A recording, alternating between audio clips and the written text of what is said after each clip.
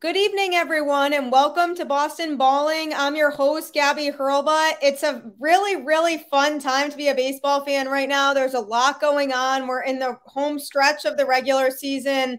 There's a lot of teams fighting for spots right now. It's definitely going to be fun to see what happens for the last couple weeks here before teams are really, really clinching playoff spots and figuring out where they're going to be come October 4th when the regular season ends. So that's going to be really exciting. I am really excited to introduce my guest for this week too. You guys all know him, big Red Sox guy, been doing it for as long as I can really remember, covering the Red Sox, does a great job with it. TC, Tom Caron, how are you doing? Good. How you doing, Gabby? Good. Yeah, I'm doing well.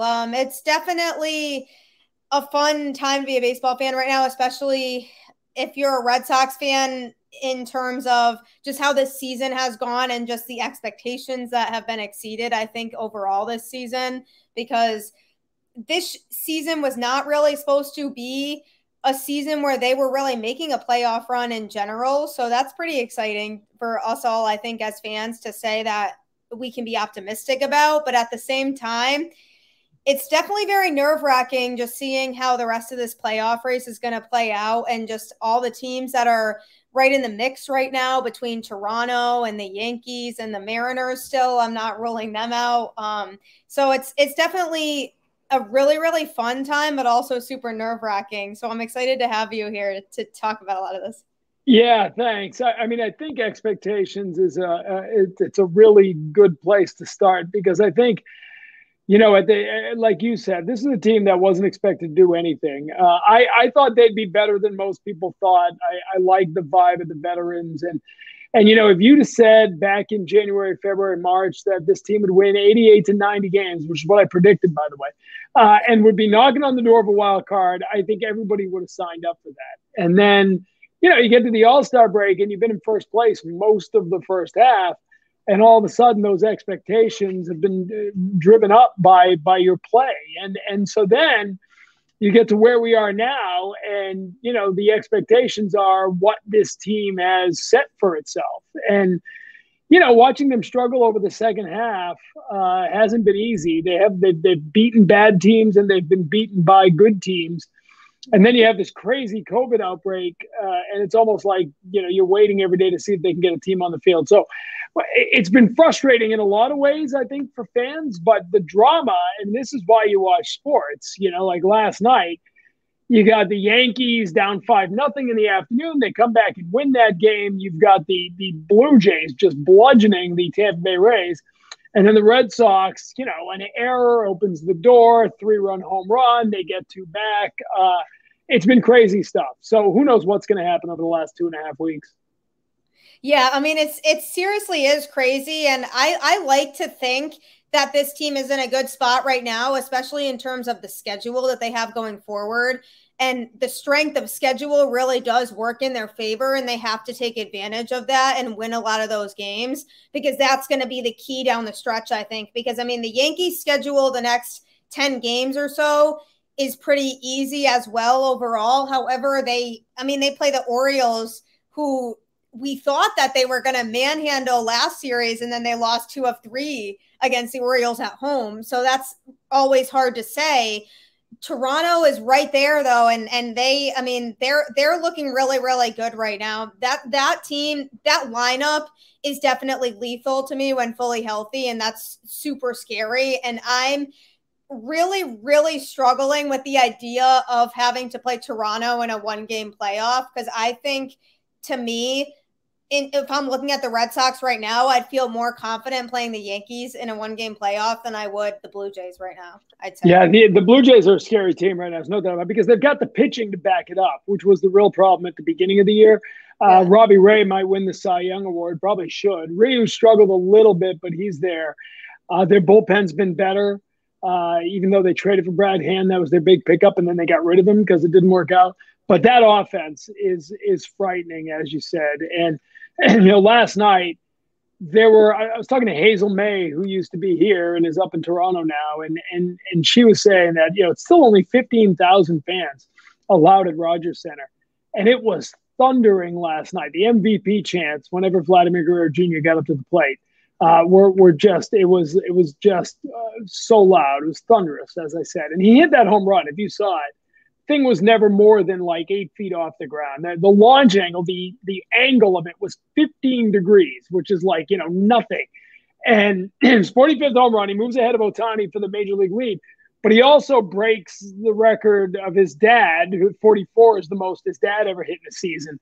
And they talk every night. It's an amazing story. His dad bet him at the beginning of the year. He said, I bet you can hit 50 home runs this season. Everybody thought Vlad Sr. was crazy because it had been such a bad season in 2020 for Junior, and he lost the weight and he moved to a new position. You didn't know what he was going to be like. And now he's got 45 with 18 games left. So there's a real chance he's going to hit 50 home runs. So I'm with you. I think I think the Jays are the team to worry about in this wild card scenario. And then we can get into this, but I mean, the bigger concern for me too is that, you may have to play the Yankees Monday just to get into the wild card game on Tuesday. Because you could have teams tied for the second wild card spot, which means you're going to get it could be. I mean, it won't be great for the Red Sox because, even if you survived all of that, you'll have like your third or fourth starter in game one against the Tampa Bay Rays if you won the wild card. But for a fan, you could have like multiple elimination games lined up in October, which would be crazy.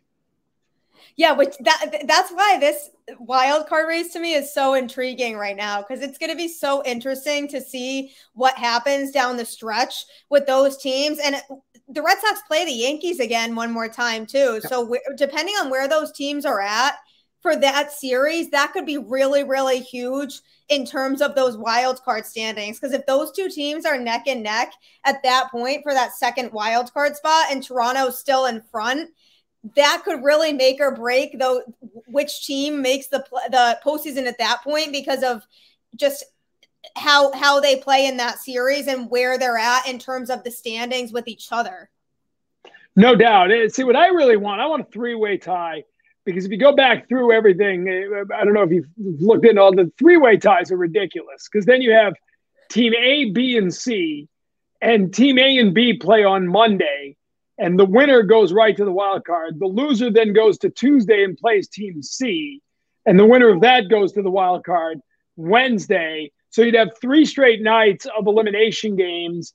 And the Red Sox have the tiebreaker on both the Rays, the Jays, and the Yankees. So they get to choose, do they want to be Team A, B, or C? And teams traditionally, it's happened a few times now, teams always choose A, which means you're home on Monday. And if you lose, you go on the road on Tuesday for that second play-in game. I want to get another chance to move on to the wild card, because if you win Monday, then you go right to the wild card and you get to play the winner of the Tuesday game. So you play a team that's all beaten and banged up. And so it's ridiculous. What I want is the Red Sox and Yankees, not in the wild card, but to play a play-in game for the wild card on that Monday at Fenway, because you're not old enough, but it'd be like 1978 all over again. Bucky Dent, the famous 163rd game of 1978. So we need that. They already exercised their demons in 2004 with the Yankees, but they've never had a one-game playoff like that. So that's what I'm looking for that to happen. See, that would be really fun if that does happen. I feel like that would be cool for baseball fans to be able to witness something like that too. Right, and you'd have the Red Sox Yankees Monday with the Blue Jays waiting on Tuesday, and it's like an AL East love fest. The winner the winner will go to Tampa because they'll have the best record, so it'll be all AL East all the time, which would be great. Yeah, and this division is, I mean, I've said for a while this is definitely the best division in baseball, because you have 4 teams in that division that are super competitive, that are playoff caliber teams right now, and that's a tough division to be in. I mean, the NL West, people have been trying to argue that that's a tough division, which it is, because they have, the Dodgers and Giants are both really good this year, and they've been performing really well too. And both teams are going to win 100 games plus probably. But to be in a division where you have 4 teams that really are playoff caliber teams, and 3 of those teams are fighting for that wild card spot right now, that's a tough schedule to have throughout your season, is to be playing those teams all season. Yeah, thank God for the Orioles. Thank God everybody gets 19 with the Orioles. The Rays, the Tampa Bay Rays are 18-1 against Baltimore this year. I mean, that's insane. So yeah, but you're right. The rest of I mean, those are arguably, they might not be the four best teams in the American League. Houston's really good. I'm not sold on Chicago, though they are good. I don't think the Seattle, here's the other thing. The Mariners and the A's still have 7 games against each other. So someone's beating up on someone behind everyone. So I think it does come down to those 3 teams, the Jays, the Yankees, and the Sox. Yankees still play the Sox. Yankees still play the Jays. Sox don't play the Jays, which is a good thing, luckily, because they're scary right now. There's no doubt about that. But this is, the Red Sox 2012 is when they put in this wild card system, right? If you all remember, in 2011, and that was the famous final day of the season. Red Sox lost in Baltimore. Longoria hit the home run to beat the Yankees, and the Red Sox were knocked out of the playoffs on the last day of the season. And the same thing was happening, if you remember, in the National League. I think it was the Braves and the Phillies, or the Braves and Cardinals, were battling for the last playoff spot. So you had both leagues. You basically had 4, games total, 2 games in each league that were elimination games. The Red Sox got eliminated that night. The Braves got eliminated that night. Was the Braves? I think it was the Braves. But the baseball loved that so much that really was the genesis of this wild card game, which I think, and I've heard a lot of people in the last week or two, especially out in the NL West, complaining about it because, the Dodgers, who might be the best team in baseball, might have to play a 1-game wild card. That's not fair. You know what? If you don't want to be in a wild card game, win the division. Don't cry about it now. I think the wild card game is the greatest thing in the playoffs because it's the only sport. I mean, football, every game is a 1-game elimination. We get that. But compared to basketball or hockey, it's the only sport where you're starting the postseason with a game 7. You're basically starting with an elimination game. And I love it. I think that in a game that is always played for the long haul, right? In a game where Xander Bogaerts is getting a day off after missing 10 days because you're trying to keep him fresh for the long haul. You play that 1 game with everything on the line. You throw everything at it. It's the perfect jumpstart to the postseason, and I love it. Yeah, and it feels like the equivalent to the Super Bowl for baseball, kind of, for those teams, because you have to play your best in that 1 game. Whereas, with baseball being a long season, over the course of the season, you can go on a stretch where you're struggling. We saw that with the Red Sox recently in that slump that they were in when they were just not pulling together a lot of wins. But you can bounce back from that because you just need that 1 game to get that momentum to get back in it. And I feel like if you play really, really well in that wild card game and you get that momentum, that can help you going forward. And I know there were some people that feel like the wild card should be a series, maybe 3 games or something like that. But I feel like that ruins the effect of what the wild card is actually supposed to be. I totally agree. No, in fact, Kevin Youkilis, who joins us on the show, he thinks it should be like the NBA where you reseed the teams. Like the Dodgers should be the number 2 seed going into the playoffs because they have the 2nd best record. Or the Blue Jays might be a higher seed if they have a better record than Chicago. I know it's, it might not be fair to a great team that loses the 1 game, but like I said, you don't like it, win the division. That's why, because it used to be, and I've done this a long time, it used to be, you think about 03 and 04 and 07, those playoff races, nobody cared if you won the division or won the wild card because you were going to go to a 7-game series anyway. So it was whatever. Everybody just sort of backed in.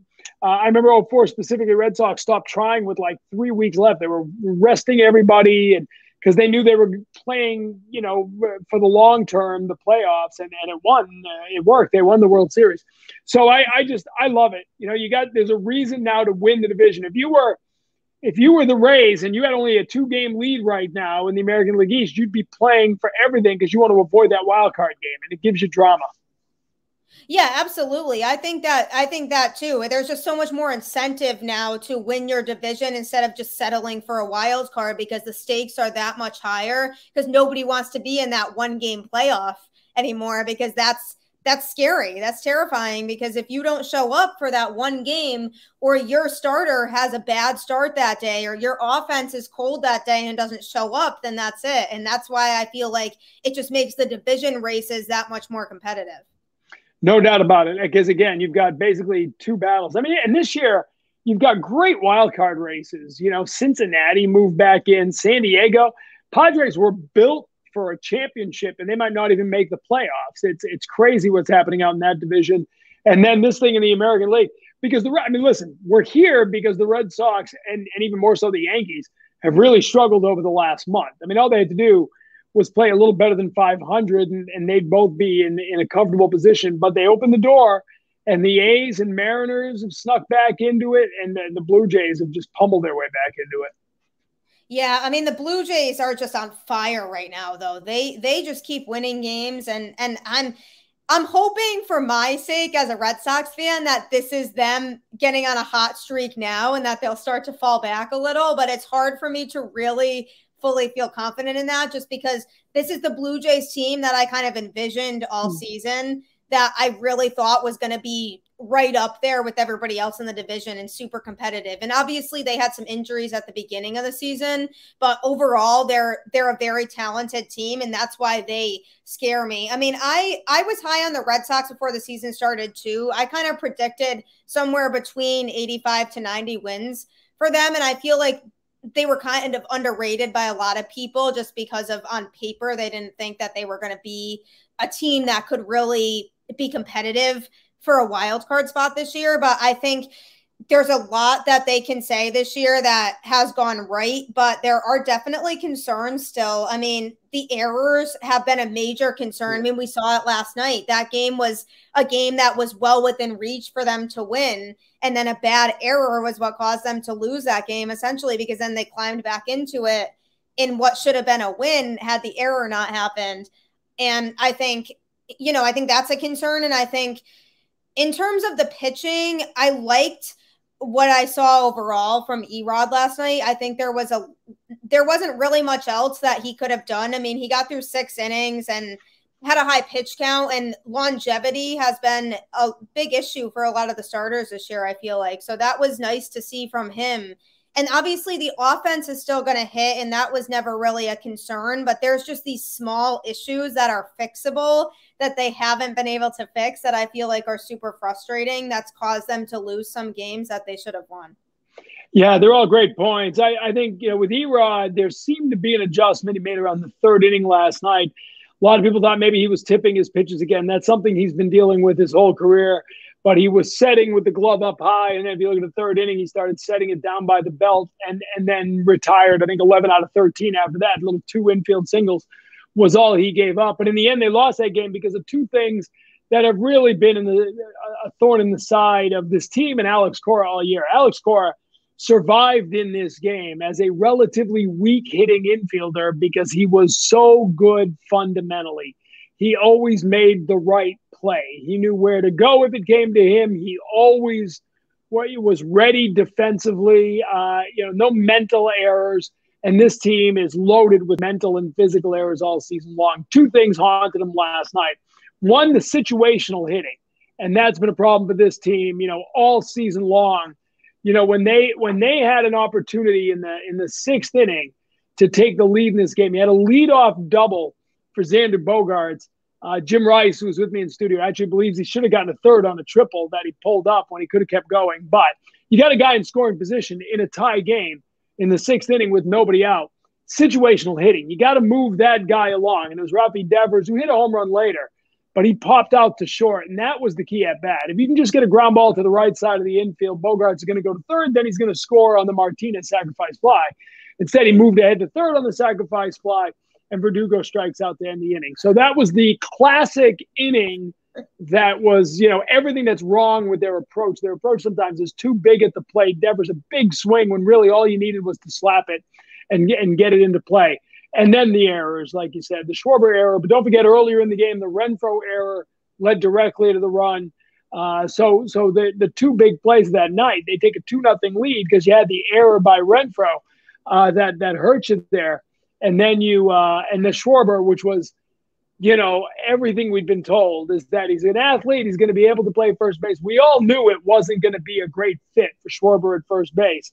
And then it blows up in your face on a relatively routine ground ball that he boots away. Base hit after that. It would have been a 6-pitch inning for Ryan Brazier. Instead, it's a 3-run home run, and the Red Sox lose the game. Yeah, I mean, that was just so frustrating to watch, too, because a lot of this stuff is so things that they should be able to fix. And it's not like they can't compete with these teams, because they can, because they've shown, especially in the first half of the season, that they can compete with these teams. There's just a lot of decisions they're making when they're in game play that seem to just not be, it's just weird to me. It's really just not, it doesn't make sense, a lot of what they're doing now, because a lot of this was not occurring in the first half of the season. And like you said, with the situational hitting, that's the impression I get too. They're just trying to do too much at the plate, where they feel like they have to just hit a home run when all they need to do is just single and try to move a base runner over. And playing small ball and everything like that was all stuff that they were good at the beginning of the season and the whole entire first half, really, until the All-Star break. And it seems like they forgot what a lot of those fundamentals were after the All-Star break, and even more so after the trade deadline, and just forgetting a lot of just the fundamentals of baseball, which is really weird. Yeah, it's such an all or nothing game. A lot of teams and a lot of players, the approach now is strikeouts, walks, home runs, right? The 3 true outcomes. But the Red Sox weren't that kind of team. I remember talking to them a lot at the beginning of the year, and they were really buying into the approach, which was, go opposite field, go from center field over opposite field, right field if you're a right-handed hitter. And we really saw Vasquez was doing it really well at the beginning of the year.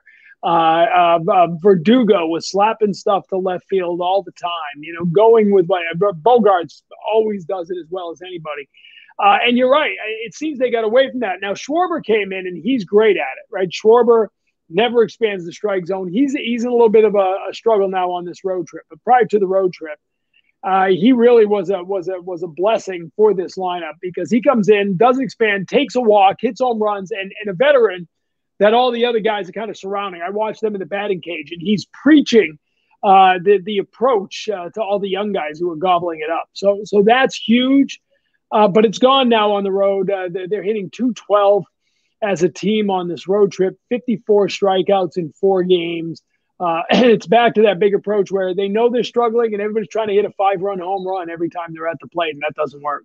Yeah, which is frustrating, because we know that that's not what this offense really is. And I feel like what this offense has really done well overall is be able to create runs and just manufacture runs in other ways than just hitting a home run. And I feel like they've kind of forgotten a lot of what that is, because they get to the plate and they might have a runner on base and they feel like they just need to hit a home run every time to try to score that runner. And that's not really the way to approach it. And that's not how they used to approach it, but it's getting really frustrating now. And, when they traded for Schwarber at the trade deadline, I was excited because I said, this is somebody that is going to find a way to get on base a lot of the times. I mean, he'll take walks, he'll single, he'll double, he'll hit home runs. I mean, this is somebody that you can have in your lineup that can find ways to get on base a lot of the times. And so far, he's been able to do that pretty consistently. And that's something that I really like about him.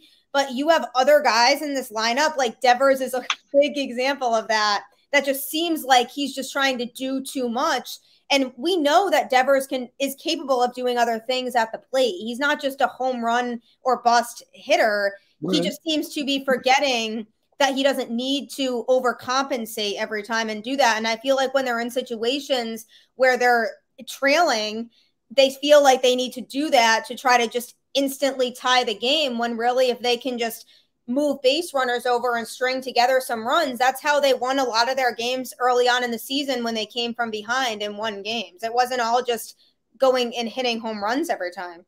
Yeah, it's a great point. I think, it gets magnified when they struggle as a team. You're slumping, you've fallen out of the wild card spot or the top spot, and you just try to do too much. They're trailing early in games. This is what was happening, mid-season when they were struggling. They got back out of it.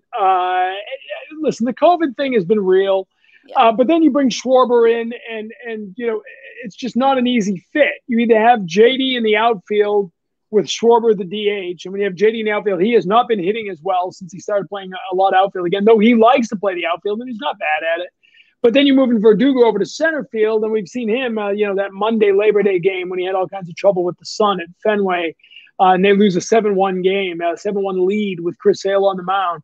Or you've got Schwarber at first base, and you don't have Bobby Dahlbeck in the lineup, who's become your best second half hitter, and you don't have the defense as we saw at the end last night. So it's a difficult lineup, I think, for Cora to manage on a daily basis. And the guy I keep saying, the sort of the glue guy that they've lost and nobody really talks about is Christian Arroyo. I mean, this guy really did play a really good second base, and he hits. And he the approach we're talking about is how he hits. He's not a home run or nothing guy. I think he'll be back. I talked to him last night. I think he'll be back Friday at Fenway Park, which is good news. Okay. Jose Iglesias had a good night last night. He can play second base now, so that's good depth. But I think Arroyo helps his team. He plays a little bit of swagger, and this team needs a little bit of swagger. They seem to have lost that right now. Yeah, I like Arroyo a lot. I'm a big fan of him, and I think that when he's in the lineup, he kind of fuels something in the rest of the offense. And I feel like they always perform better when he's there, which is cool. So he's definitely, it's noticeable that he's missing to me. I personally notice a difference in the offense and the energy without him there. And that's why I've been so high on Arroyo all season. I think he's great. And I think he's somebody that I hope sticks around here for a while, because I think he's good he can do the job defensively at second base, and he can hit. And I think that that's huge for us right now in terms of where they're lacking, which is on defense in particular. Yeah, no doubt. I'm the same way. I'm a big fan of him when he came up last year. This guy was a first-round draft pick, and he was supposed to be a superstar. Injuries got in the way. He might have been called up a little too early. He was only 21 years old when he made his major league debut. And I agree that I think he's a guy who fits into the future of this team. Listen, at the end of the day, wherever this season goes, I think organizationally they have to be pretty happy with where they are. They didn't give up. I know fans wanted them to do more at the trade deadline, and I would have liked to seen a little more, certainly some pitching help. That said, they didn't blow up the farm system, which at this point last year was rated 20th. I think it's MLB Pipeline that does the ratings. I look at it. And they were 20th a year ago. They're 9th now. That's a significant improvement. And again, do those numbers mean anything? No. But what it tells you is they now have gone from a lower third farm system to an upper third farm system. And they've done that while still being in contention. The young guys, Garrett Whitlock gave up a home run the other day. He's been terrific for this team. He's getting playoff race and potentially playoff experience at a very young age. That's going to help him be better down the road. Hunter Renfroe has been unbelievable. What a great signing he's been. Maybe they can lock him up and keep him for the future. Devers getting, still a young player, getting a little more playoff experience. Bobby Dahlbeck playing in really important, high-pressure playoff situations. Verdugo, who got to be an important part of the Dodgers, but was a young guy on that team, now developing into a leader on this team. All of that bodes well for, I think, next year. When you get Chris Sale healthy for an entire season, ready to pitch from day one, where you still have Evaldi, where Pivetta has shown you a little something. Seabold didn't go well the other day, but he's still an arm to get excited about. Jay Groom is having a terrific minor league year and isn't too far off the radar. So all of a sudden, Tristan Casas is just destroying every baseball he sees, and he's probably your first baseman of the future. Maybe Dahlbeck plays another position. But I think you really should feel good, even though it's been frustrating that they let an AL East lead get away from them, and now they're fighting tooth and nail for their lives. I think the future of this organization still really looks good, and if they could make a wild card game this year, I think if they make the wild card and win the wild card game and get to a series, win or lose, it's been a terrific year. I think not making the playoffs at all would absolutely be a disappointment because of where they were. They were in a position that they should make the postseason. If they don't get there, it's because of self-inflicted wounds. But having said all of that, I still think this was a really important step forward season for the Red Sox after such a horrible 2020.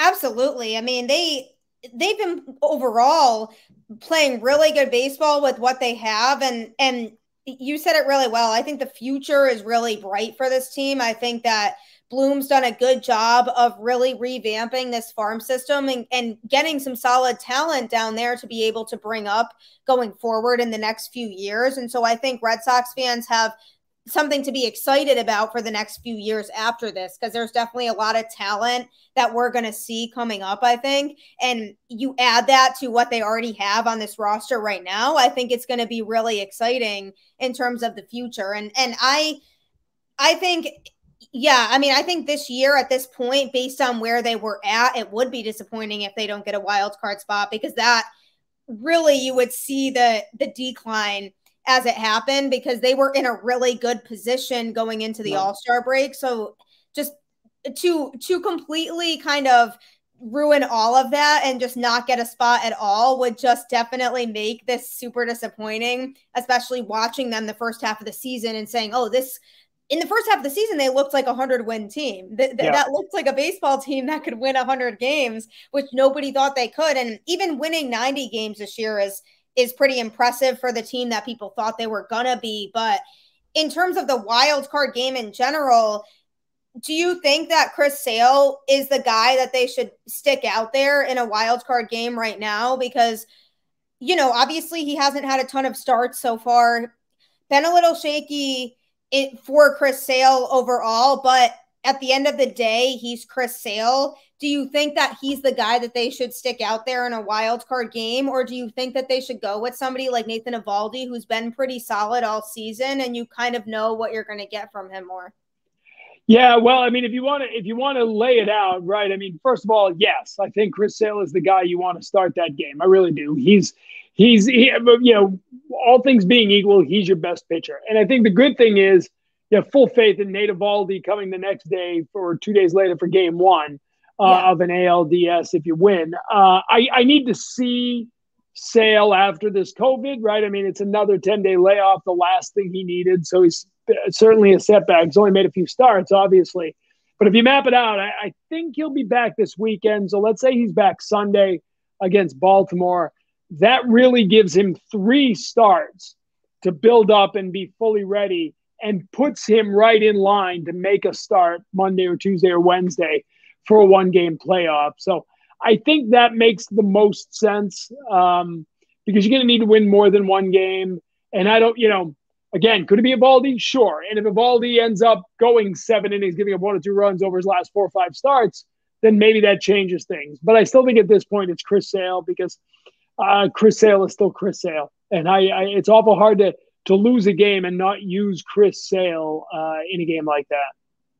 Yeah, and then like you said, if you use Chris Sale for the wild card game and you get past that game, then you know you still have Eovaldi, who's been having a good season, that could be there for game 1 of that ALDS if you get to that point. So you could feel pretty good about that, because you can say, oh, we just won the wild card game and now we have one of our best pitchers going game 1 who's actually had a really good season so far this year. And so I think it's something to feel good about with having Eovaldi pitch in that game. And then after that, it definitely gets a little shaky, because the starting rotation overall in general, other than that, it's hard to know what you're going to get from a lot of them. Yeah, I mean, it's going to be Rodriguez, obviously. Eduardo Rodriguez will be game 3, but you don't know what you're going to get most nights. And you only need a game 4 start. You only need a 4th starter once in a series, and that'll be Pivetta.